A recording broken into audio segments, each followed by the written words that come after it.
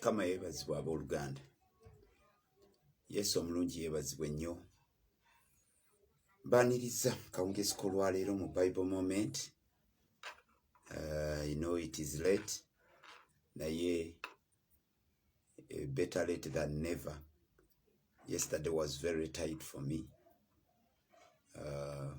Nennemererwa okubeerawo ku Bible moment.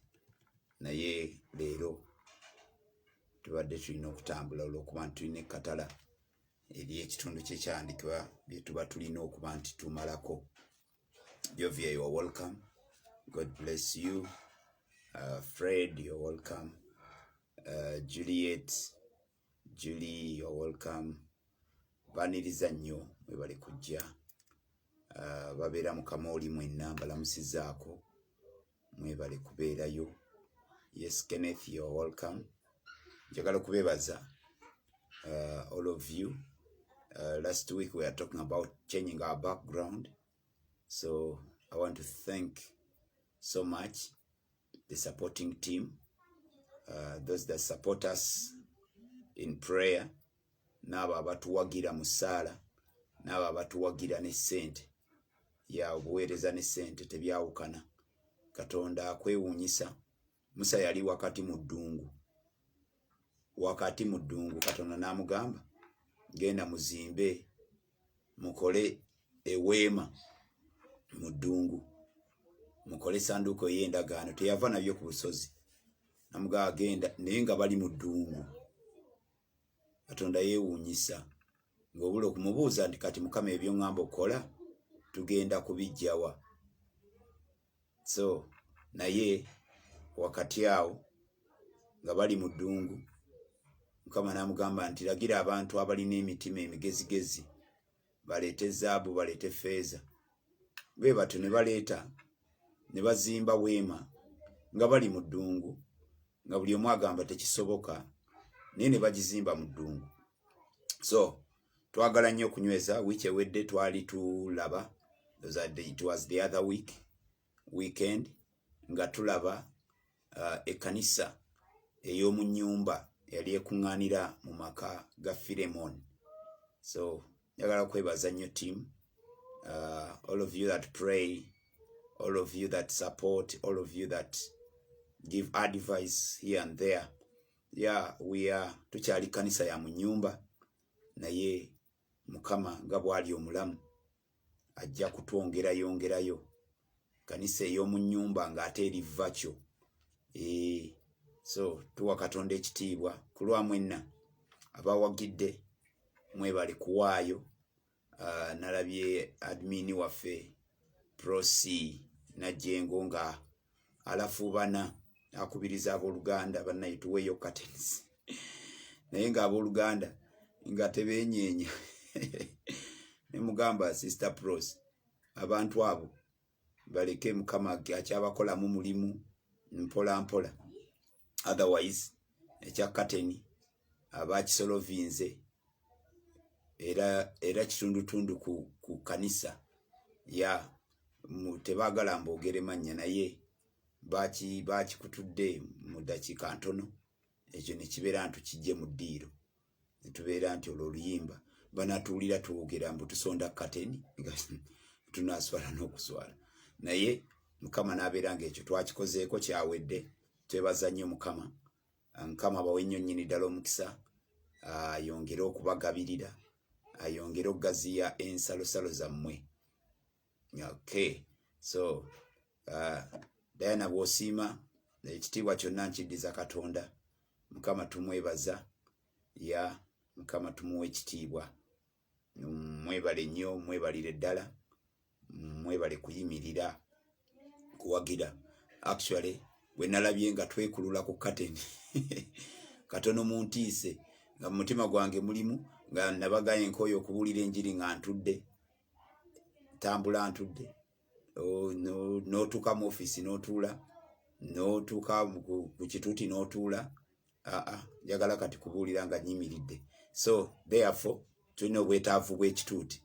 Era nze ku bwetaavu bw'ekituuti nataddeko emitwalo 2 nenfunaawo omuntu one of us actually yetabera ku Facebook atera kubeera ali mu WhatsApp group ya natuwaye emitwalo 3 ku kituuti kitegeeza ku kituuti olwedde kati tulinako emitwalo 5 Musumba ekyo ekituuti era kinaba kifaanana kitya kiba tekinnaggwayo nja kubabuulira price yaakyo wiiki eno nga bwegenda nja kuba ngenze gye nakiraba kati nkibuuze price naye nga mmanyi nzijukiranga eri awo eyagala kunukiza baka mu kitundu oba kamu nkaaga whatever the case tusobola Mukama yeebazibwe Mukama tumuwe ekitiibwa so abasize baawo batuwa obujulizi Mukama nabo yabakoledde dde ebyamagero byabwe Mukama agulumizibwe tumwebaza nnyo olw'ekyo Musumba waffe yatugamba nti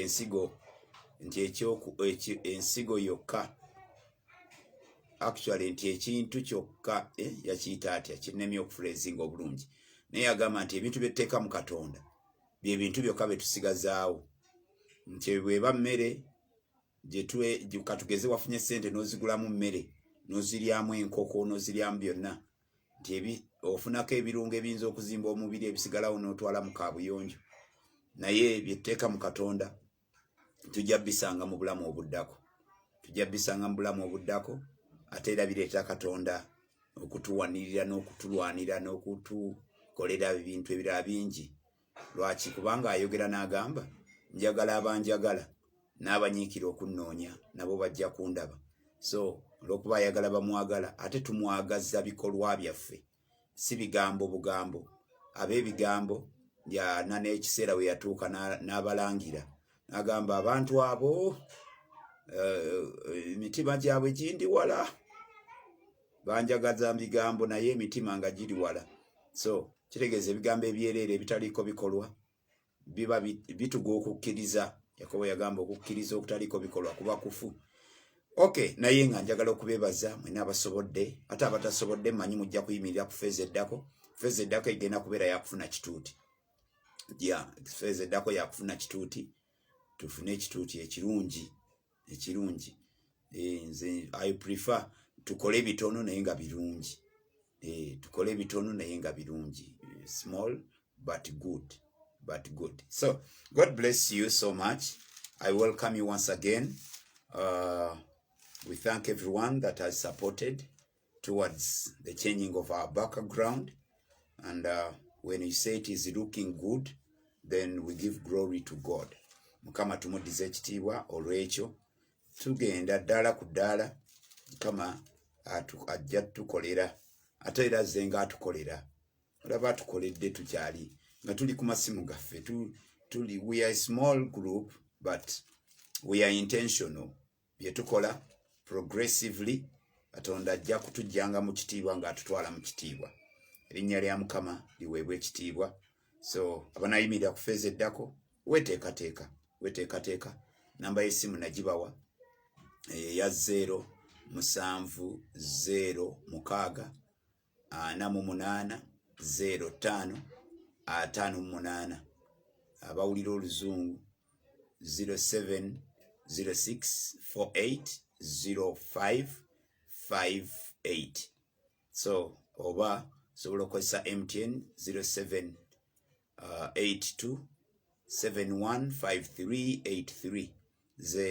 MTN 0782 71553 tuli mu kitabo kya Filemoni kaseera tulinawo katono nabagamba kino ekitabo kye kimu ku bitabo ebisinga okubeera very brief kirina essuula emu kirina ennyiriri 25 eyo samali nagibawa weekend eri nagibawa alright so we go netusoma Apostle Paul yatandika nga yanjula twasoma okuva ku linnya lw'okusooka ne tukoma ku linnya olw'omusanvu ng'amaze okwapreciatinga owooluganda Filemon twanabagamba ndiga ya Pawulo bwemba olulimi lwemba nkozeseza olulimi bwe lutyo nti ndiga ya Pawulo kiba kitegeeza y'omu ku bantu abaalokoka wakati mu njiri Pawulo gye yabuulira. So kati wuno Apostle Paul amuwandiikira ng'owooluganda, ng'omuntu gwaza traininga, gwaza mentalinga. So amuwandiikira mu nnyiriro lw'omusanvu we tugenda okupiikingira tweyongereyo. Nabagamba ebbaluwa eno yonna oba ekitabo kino ekya Philemon kyetooloolera ku nsonga ya reconciliation, ng'ayagala wabeewo okutabagana wakati wa Philemon ne Onesimus. Onesimus naye twamwogerako ebigambo nga bingi, kubanga nabagamba ekyatuleetera immediately okurunninga to the book of Philemon kubeera ntwasanga amannya gano ba Philemoni, Onesimus nga bonna mu kitabo kye twali tumaliriza eky'Abakolosayi nga Pawulo yaboogerako. Olw'okuba yaboogerako ne tugamba let's proceed, tugende tulabe ebitabo ebiboogerako abantu abo. Boddayo eri mu Colossians chapter 4 olunyiriri olw'okumeka lunyiriri kantwale lwa munaana lugamba I'm sending him to you for the express purpose that you may know about outer circumstances, that he may encourage your hearts. Verses 9, he is coming with Onesimus, our faithful and dear brother, who is one of you. They will tell you everything that is happening here. So na gambye agenda kujja, ono yali agenda jiwa owooluganda gwe bayita Tychicus, ye yatwalayo ebbaluwa eno. Yatwala ey'Abefeso, n'atwala ey'Abakolosi, n'atwala n'ebbaluwa eno egenda mu nnyumba ya Philemoni yali alina ekkanisa etuula mu nnyumba ye. N'olwekyo era ne tugamba nti ekkanisa ez'omu nnyumba ze zaasooka ekkanisa ez'omu bizimbe, ze zaasooka originally kanisa zatandikira mu nnyumba nga tezinnagenda mu bizimbe gye ziri olwaleero. Okay, so ekyo yongera okukikakasa era boddayo mu kitabo ky'Abakolosayi we twava nawe ekigambo ekyo twakisangawo mu lunyiriro lw'16 essula ey'okuna ng'egamba after this letter has been read to you, see that it is also read in the church of the Laodiceans, and that you in turn read the letter from the Laodicea. Nga yali abagamba nti mugabana amabaluwa ago mubeere nga mukola ki nga mufuna obubaka. Bw'osoma olunyiriri luno lwa 15 agambye give my greetings to the brothers at Laodicea and to Nympha and the church in her house. Nti mumbuulize munnamusize owooluganda ono ayitibwa Nympha n'ekkanisa ekuŋŋaanira mu nnyumba ye, nga Apostle Paul ali aweya teriyo ekkanisa ekuŋŋaanira mu nnyumba. Okay, so ne tugenda straight ku kitabo kya Philemon, the book of Philemon olunyiriro lw'omusanvu we tuli agambye your love has given me great joy and encouragement because you brother has refreshed the hearts of the saints. Philemon yalina omutima omulungi ogufaayo eri abooluganda. Kino ekigambo kyakozesezza okurefreshinga, to refresh the hearts of the saints. Abajjanga bakaaba yabakolanga obulungi, amaziga ne gasangulibwa, yabakolanga obulungi ne balaba obulungi bwa Mukama, ne baagala Katonda olw'omutima omulungi owooluganda Philemon gwe yalinga alina n'asobola okubeera ng'akola bulungi abatukuvu, era ennyumba ye yalinga kifo abatukuvu we baatuukiranga. So ne wabeerangawo fellowship, ne wabeerangawo okuŋŋaana, ne bagabananga ekigambo kya Katonda nga bali wamu. Mu lunyiriri olw'omunaana Bayibuli egamba olunyiriri olw'omunaana lugamba therefore although in Christ I could be bold and order you to do what you ought to do. Uliriza ebigambo ebyo, njagala tubigendeko mpola olw'ensonga bwe tuba tusoma ebigambo bino njagala nnyo okufuna ati y'omuwandiisi engeri gy'approachingamu ensonga ze. Kituyigiriza naffe enkwatamu y'ensonga ey'okwogerangamu, ey'okuteekangawo ensonga ze twagala okwogera.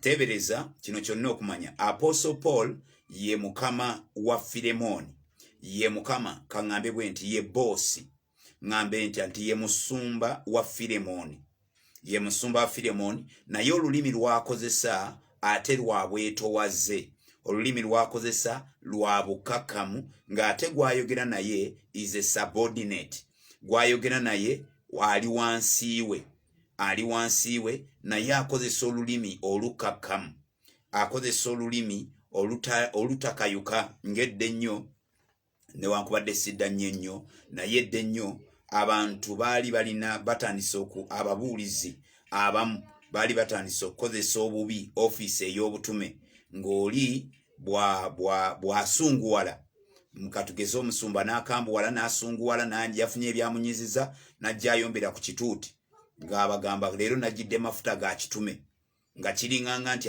abatume bo balina kuyomba buyombi nga kiringanga nti abatume bo balina kukayuka bukayusi kiringanga nti abatume bo baboggoka buboggosi nga kitwalibwanga nti abatume ndowooza batambula n'embooko mu nsawo zaabwe nga bakitwala bwe batyo oli abeera ne kalakita ye embala ye ekikula kye ekyobusungu ekyobukaawu n'amaliriza nga ataddeko ekyekwaso kyomanyi nze ndi mutume engeri gye ndi omutume kati obutume tusooke tuddeyo twetegereze gwe bayita omutume awuuna Apostle Paul naddala eri ekkanisa eyaffe eva mu baamawanga Apostle Paul is the first apostle gye tuli ye mutume eyatandika so naye mba njagala tupiikinge embala y'obwetowaze embala y'obukakamu ng'ate ali mu buyinza alina obuyinza obw'omwoyo alina obuyinza obw'omubiri alina obuyinza naye enkozesa y'obuyinza obw'omwoyo kintu kikulu buno obuyinza bumisiyuzingiddwa mu makanisa mangi mu bifo bingi obuyinza obw'omwoyo oluganda leero nga nalulese gye navudde bukozeseddwa bubi obuyinza bukozeseddwa bubi era ogenda okulaba oli ataddewo engeri yaki organization yasalawo ani anaatandika ekkanisa yasalawo ani ataatandike yasalawo nga akozesa buyinza bwe mulimu n'abalala ewuwe tokolerawo kintu kyonna bo balina obuyinza obw'omwoyo mulimu n'abalala abalina obuyinza obw'omwoyo obusukkuluma yagaba gundi gwanaawasa gwanaafumbirwa abadistributinga nga distributinga amandaazi nga ye bw'atyo kubanga ye mutume yalina obuyinza obw'omwoyo kyayogera tekiddibwamu obuyinza bw'omwoyo waliwo abamu kubaweereza kubasumba ababukutte obubi ababukozesa obubi olw'okuba ye Mukama yamuyita olw'okuba ye mulonde wa Mukama n'olwekyo mwaliyo nga Katonda mpita n'abeera ng'akozesa bubi banne naye njagala okubajjukiza mwenna abatume abagwa mu kategole eyo abakozesa obubi ofiisezi zammwe waliwo n'ewamu gye baŋŋamba ng'omusumba ajja ne kibooko agalamiza n'okkuba n'akuba akuba kibooko kubanga ye alina obuyinza obw'omwoyo akuba ne kibooko akola ebintu ebyewuunyisa therefore tuteekeddwa okubeera very watchful abatume ababikozesa ebyo mujjukire oba abasumba ababikola ebifaanaganako bwe bityo mujjukire Peetero atugamba mu ssuula ey'okutaano nti abange the chief shepherd shall come mwe muli basumba muli baweereza naye eriyo omusumba omukulu Peetero ayogera ekigambo ekyo tulikikwatako mu kiraasi waliwo kiraasi gye tujja okuba nayo ey'abakulembeze we will have a class for the leaders naye Peetero mu ssuula 5 alina ekigambo kyayogera ng'alabula eri abakulembeze olunyiri olusooka tudduseeko mu Peetero essula 5 olunyiri olusooka agambye bw'ati to the elders among you I appeal as a fellow elder nti eri abakadde mu masekati gammwe nange mbeegayira nga mukadde munnammwe owulira nti abasajja bano kabeera Apostle Peter olulimi lwabwe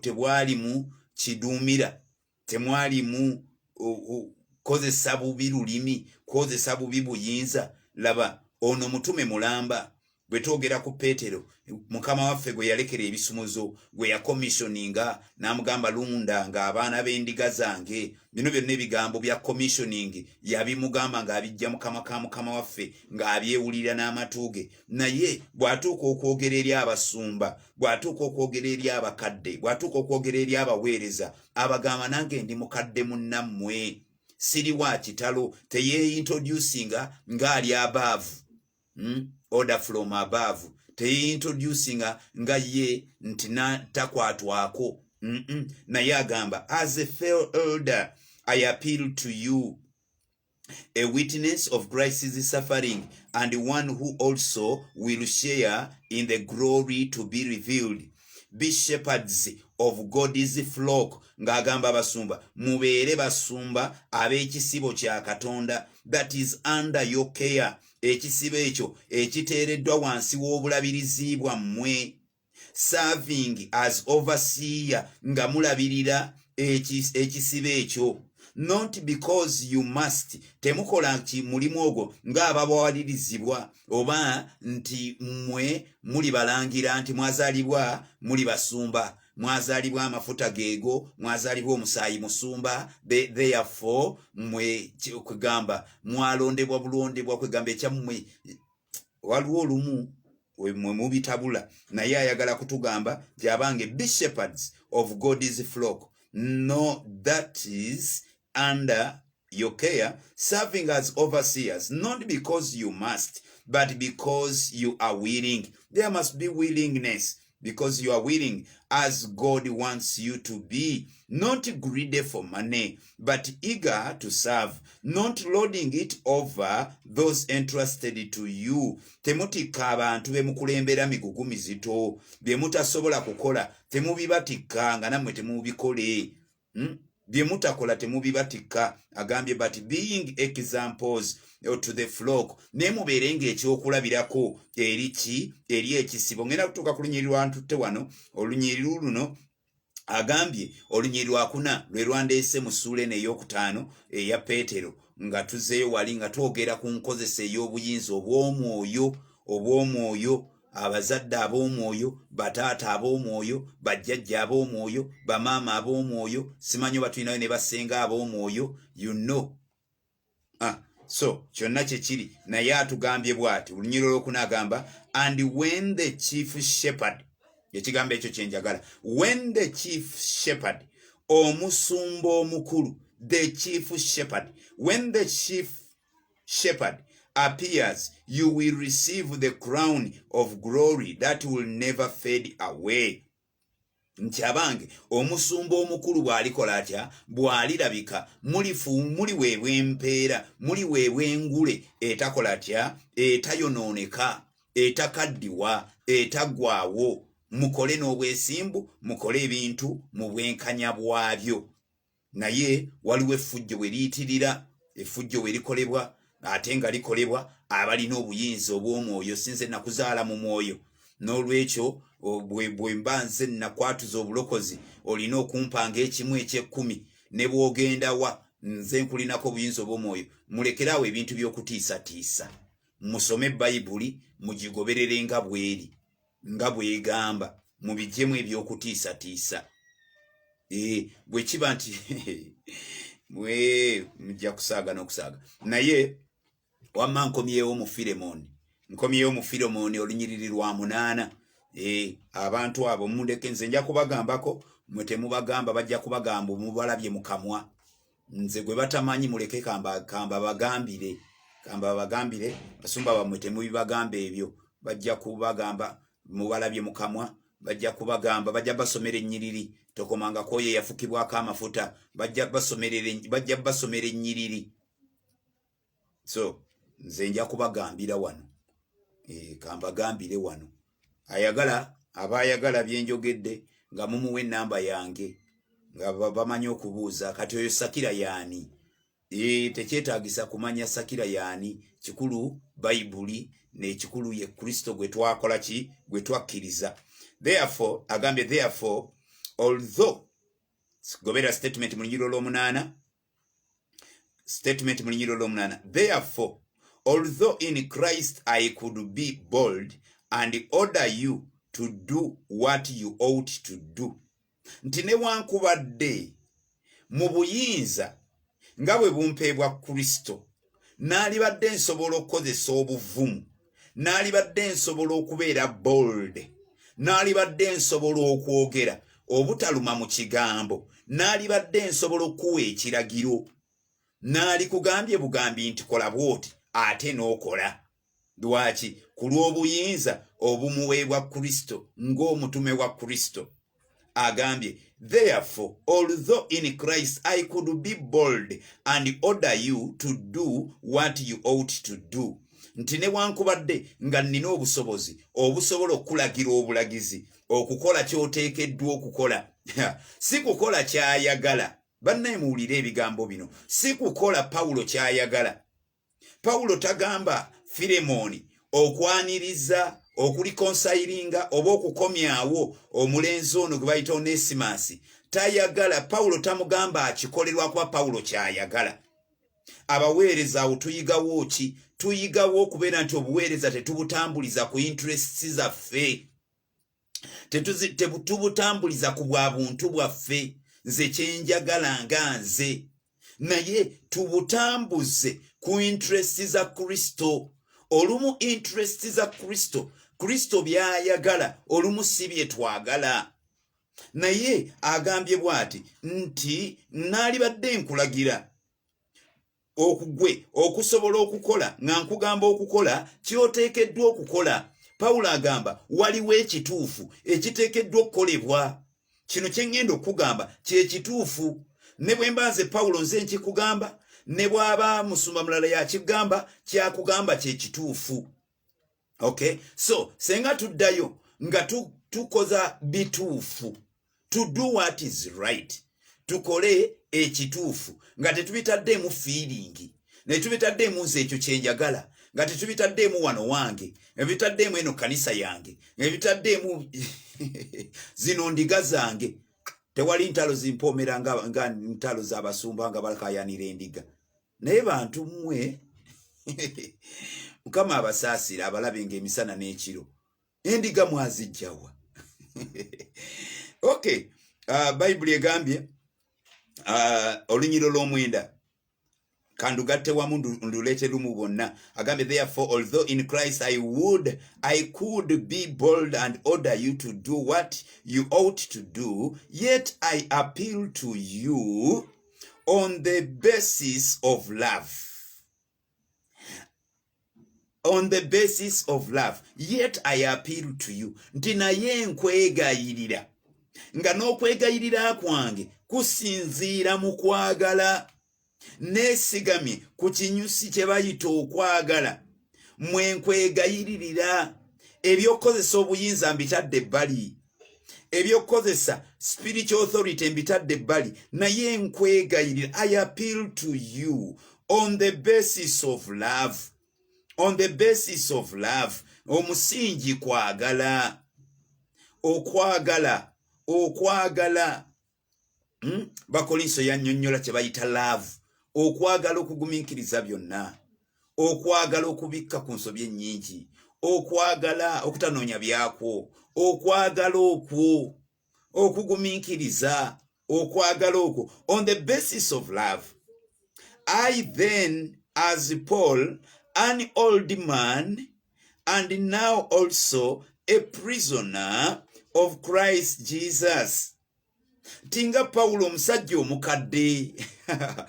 Twala ebigambo byange nga atwala ebigambo by'omusajja omukadde. Nga atwala ebigambo by'omusajja omukadde. Si kyakyoka kubeera mukadde, naye omusibe wa Kristo. Nkwegayira ku levo ya kwagala, naye ng'omusibe wa Kristo. Ku mulundi guno singa omutume.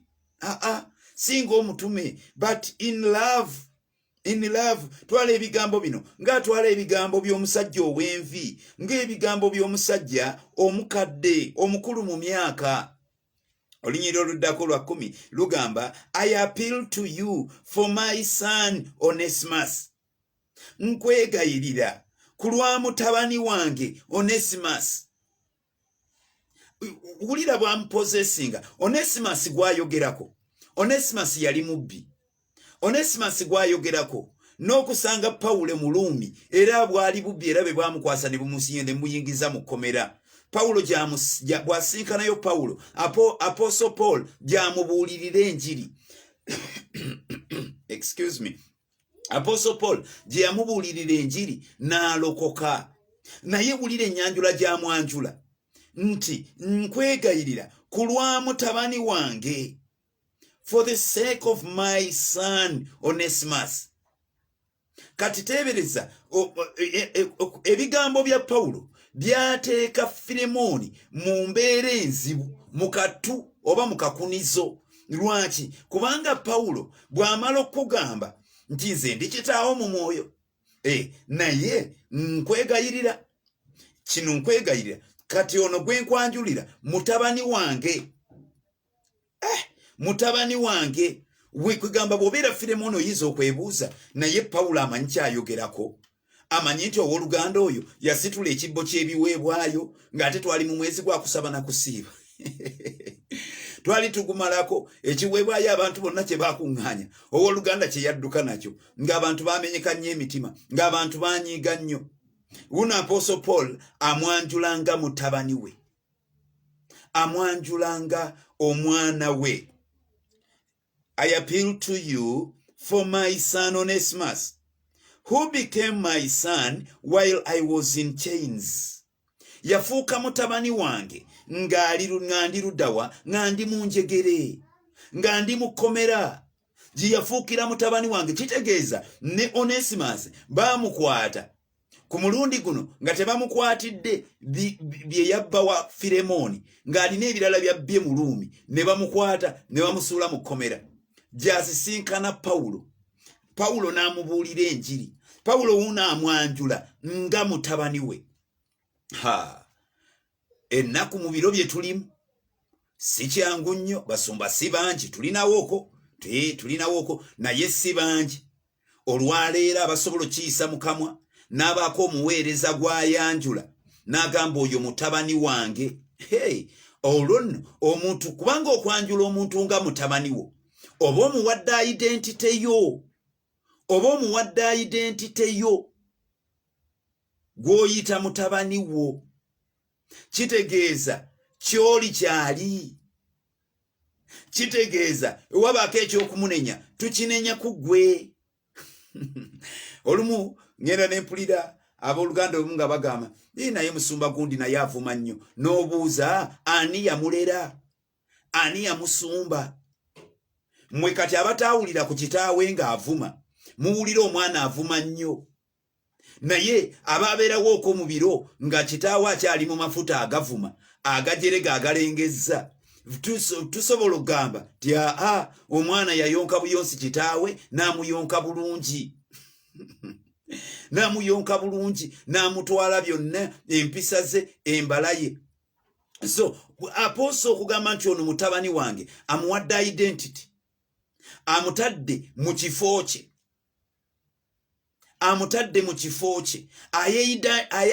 akoze identification naye, ye identifyinze naye.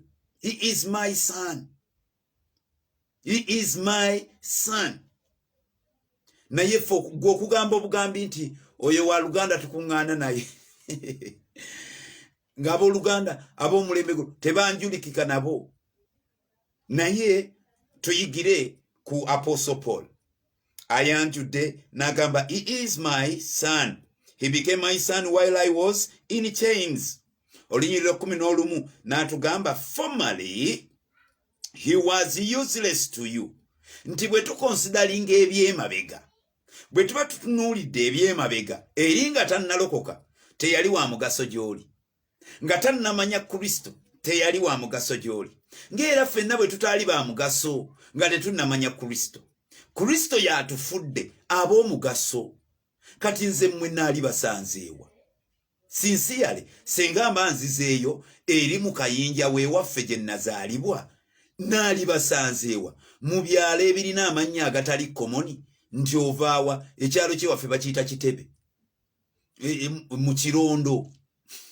Mu Kirondo muzeeyi wange mwe yatemeranga empuuta, bw'oba oliwo ekirondo nga naawe oyogera nga mmanya nfunye ba parliament naye mu kirondo oba kyekyali kirondoola naye gwe novanku muntu okuzaalibwa mu kirondo n'atabaako kirondoola naye mu kirondo muzeeyi yatemeranga empuuta ng'akawungeezi ogenda noono nenva nze yatema sabulenya n'atunda ku mudaala nzeeyi wange nno naye sebo yakola emirimu nga giwerako naye obulamu bwe sabulenya bwe yabukoowa obulamu bw'okutema empuuta yavuganga kagaali n'agenda ku mwala ekatosi oba ennakibanga n'aleeta sabulenya n'atema empuuta ku mudaala kawungezi nengenda nno nenva akawungezi nenno nenva Diana nga tonneebaka teweebaka sooka owulirize enjiri olyoka ogende weebake so nga n'agenda nno nenno nenva mu kirondo nga muzeeyi atema mpuuta naye bwe yakoowa obulamu obwo n'akoowa ekyalo bwe yali asiibula ekyalo teyajjukira nti alina omutabani nze nandeka mu kayumba yali alina ennyumba yagizimba mu ttale nga bw'obeera ku kyalo ne bakuwaawo okuzimba noonyawo n'ateeka eyo waggulu mu ttale gye yazimba akayumba bwe yakoowa ekyalo ng'amaliridde okuyingira ekibuga yaleka mutabani teyateeka ku mugugu nandeka mu nnyumba nenfuuka Semaka ku myaka nga 6 nga nze Semaka mu nnyumba njirimu bw'omu nze neggulira nze neyingiza ensi eno mwe mbabuulira mazima bwe twali tetunalokoka tetwali ba mugaso ovanga ku mbeera nga kitaawo akulese mu nnyumba ate ayinza n'okuba ku mukutu kwali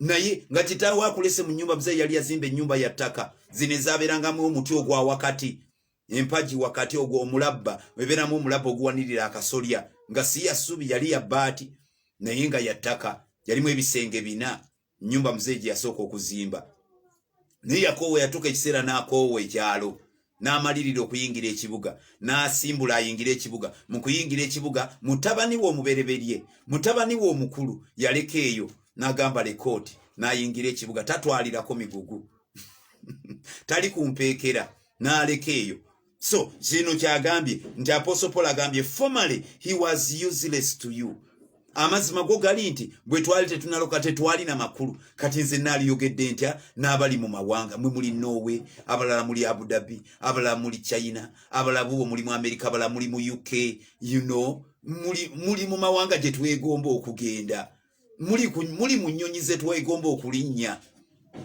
twasabanga njajjirinya ne twetoloola tusaba oba essaala ezo Katonda alizaanukula ninga ze tusaba twewunya n'okwewunya naye Katonda wakisaba oluganda atufudde ba mugaso olwaleero mulemereddwa okuyingira obuliri bwammwe muli mu kumpuliriza mwali badde mwebase nzaani ababezanga mutunula ne mulekayo ebyo ebintu byammwe mwali badde ku firimu zammwe naye ne mubeerawo Katonda wakitiibwa abooluganda so nga bamaze okundeka mu kyalo olaba Katonda yannondayo I was useless very useless naye olwaleero even when I was useless then olwaleero muzeeyi yanneetaaga isinza kumalako wiiki oba mwezi nga tankubidde kasimu nga mutabani akadagala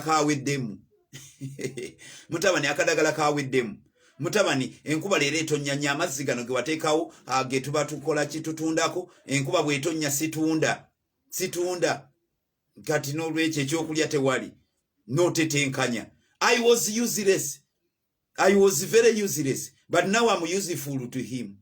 Kati ndi wa mugaso gyali. Naye kyekinfudde ow'omugaso Kristo. Kukkiriza Yesu Kristo. Kyekindeese okubeera ow'omugaso. Kyekinfudde ow'omugaso. Katonda kumpa bigambo bino nesobola byogera gye muli nammwe ne mukwatibwako ne mumpa ku ssente zammwe.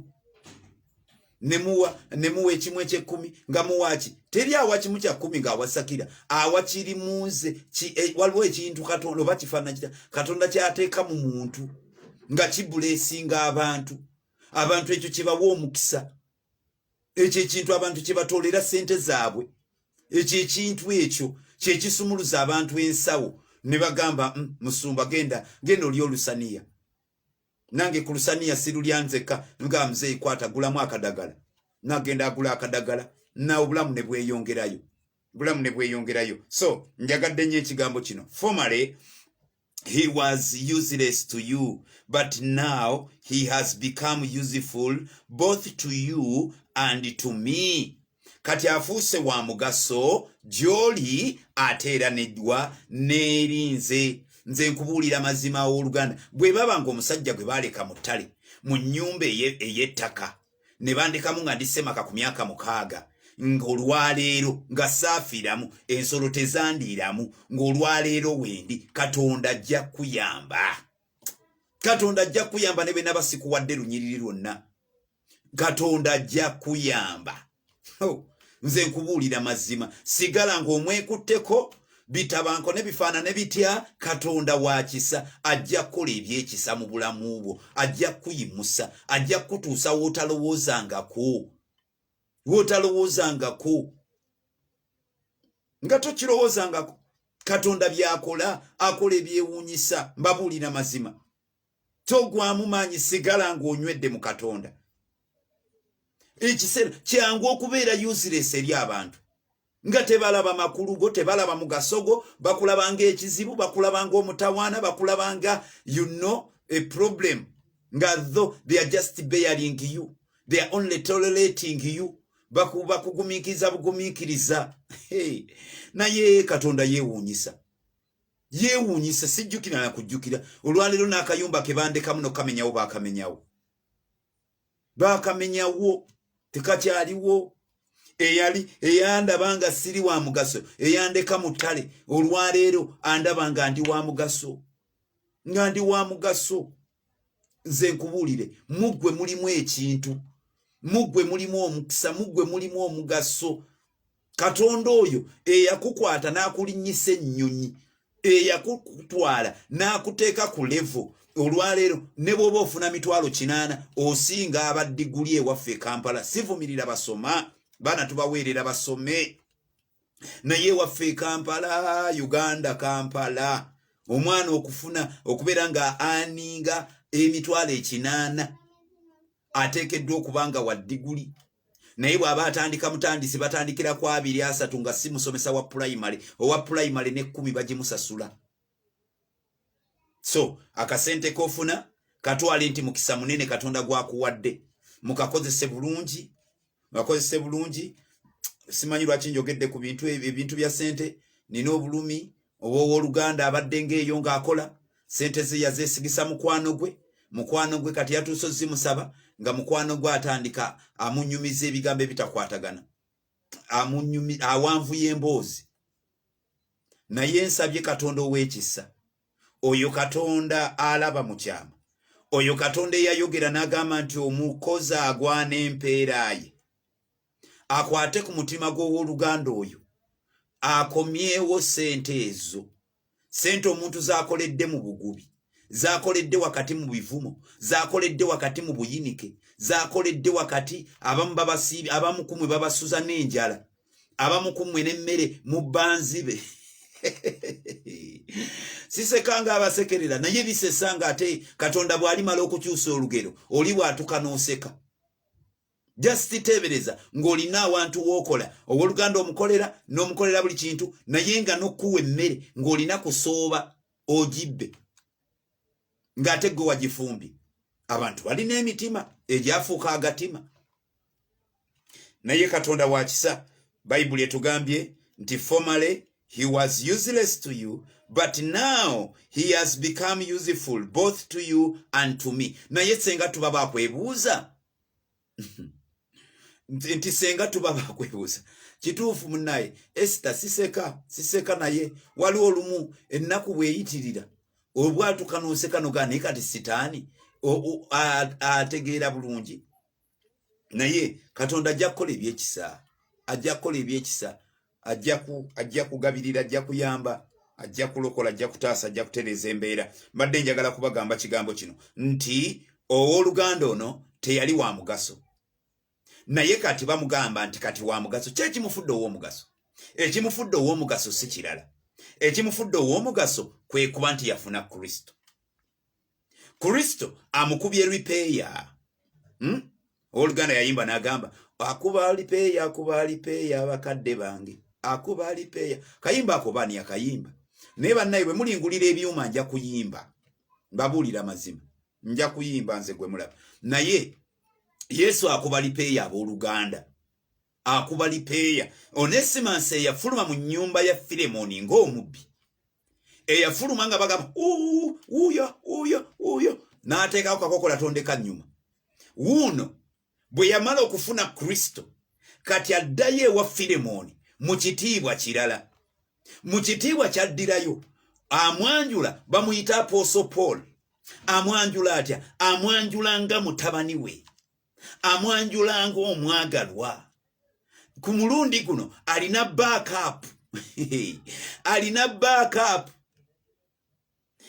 backup yani Apostle Paul the apostle that everyone yearns to see omutume eyawandiika olwaleero tumwogerako tetusobola kumalako simanyi nti eriyo kyaki Samoni egwako nga tetukwotinze bigambo bya Apostle Paul simanyi oba eriyo kyaki Samoni esobola okugwako nga tetwogedde ku mutume Pawulo wuno yayanjula abooluganda ffe twamisi nga abamu tumwesunga mulabako mu ggulu naye owooluganda eyali omubbi eyali omunyaze gwe baafubutula nga kaguddeyo wuno kati akomawo mu kitiibwa ng'abooluganda gwe baagala okulabako ye abaddenga naye ataddeko n'ekiwandiiko agamba mumwanirize receive him so I'm right to say ti Yesu akuba lipeya Katonda akwerabiza ebikadde Katonda akwerabiza ebyemabega weewaawo olabanga atannakola naye ajja kukola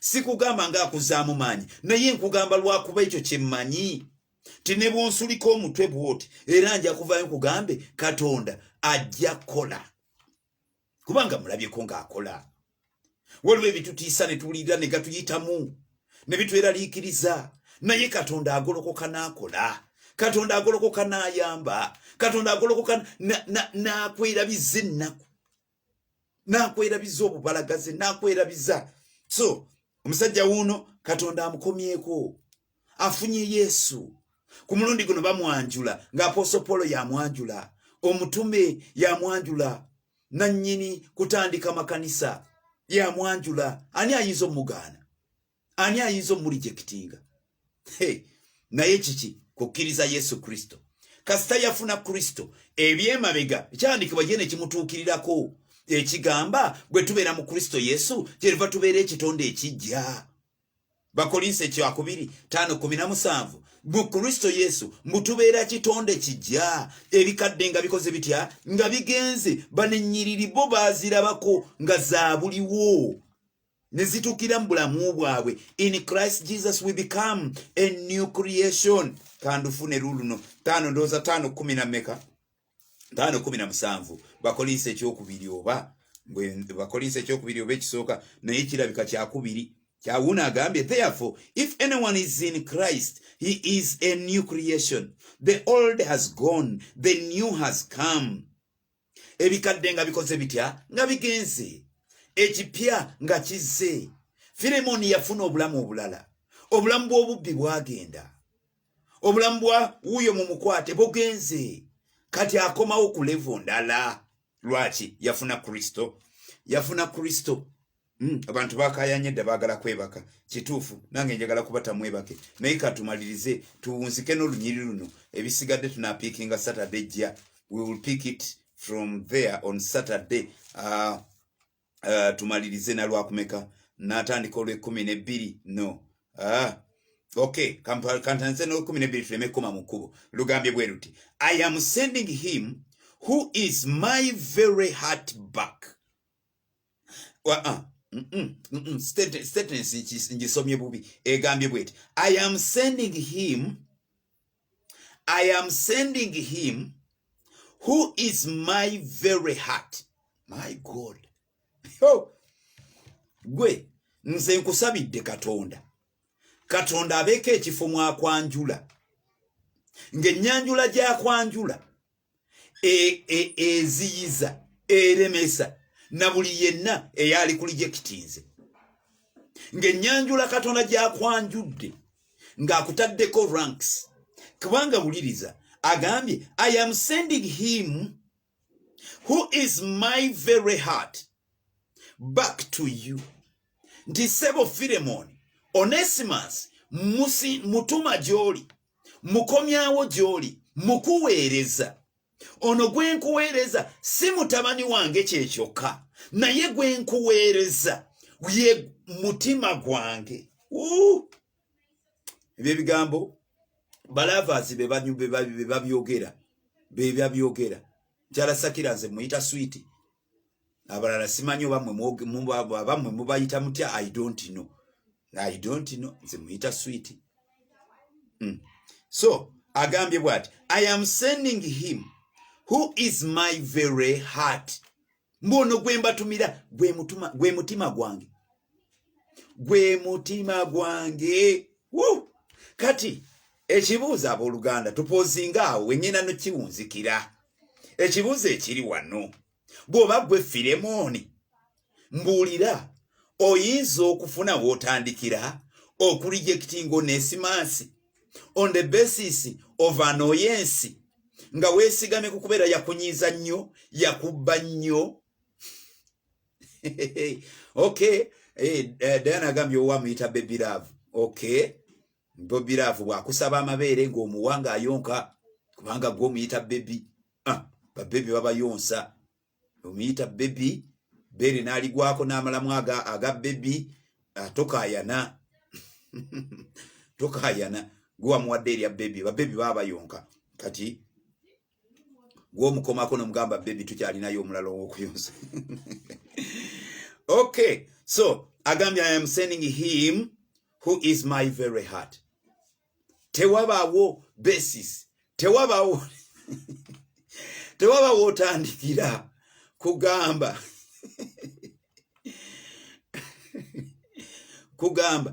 kamba bulire omuntu mundeke mukama abawo omukisa kamba veriko mukama abankumire basingo bakayanye bagambe kati mmwe mwagala twebasanga tulowooza biki mutandise okuteekawo amannya amazito tukakanye service katugihunzikiraawo.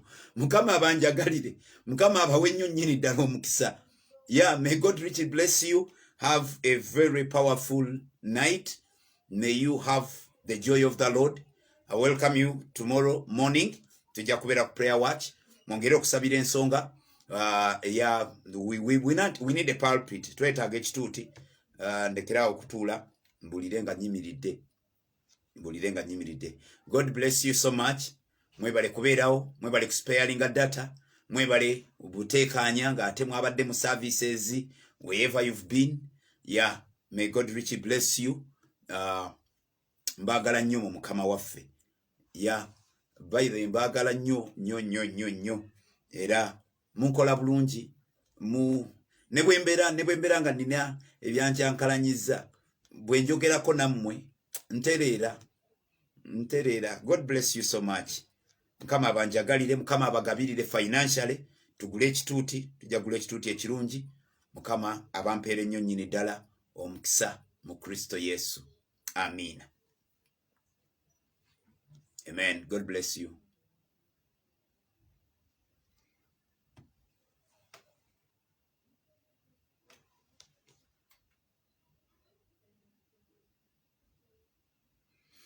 Amen. Nancy, thank you for the comments and all those that have commented. By the way, lastly, these messages are on YouTube. Some of you that have friends that cannot access the Facebook, they can go on YouTube.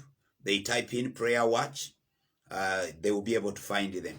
Never typing on Pastor Sakira, they will be able to find them. Mkamerinya yatuwa yampesa ebiri dinza okubaliririmu mu nsi yonna. Bwe wabaayo amalala gayinza okuba agaliyo omuzemba singa obukulu. Eyaliyo omukulu ennyo yali Sankara we South Africa, we West Africa. God bless you. Messages zibeerayo ku YouTube. Messages zino zibeerayo mu WhatsApp group yaffe eya Prayer Watch ne Prayer Watch Bible Moment zibeerayo. n'abalala abazisharinga platforms ez'enjawulo. Mukama abanjagalira abooluganda.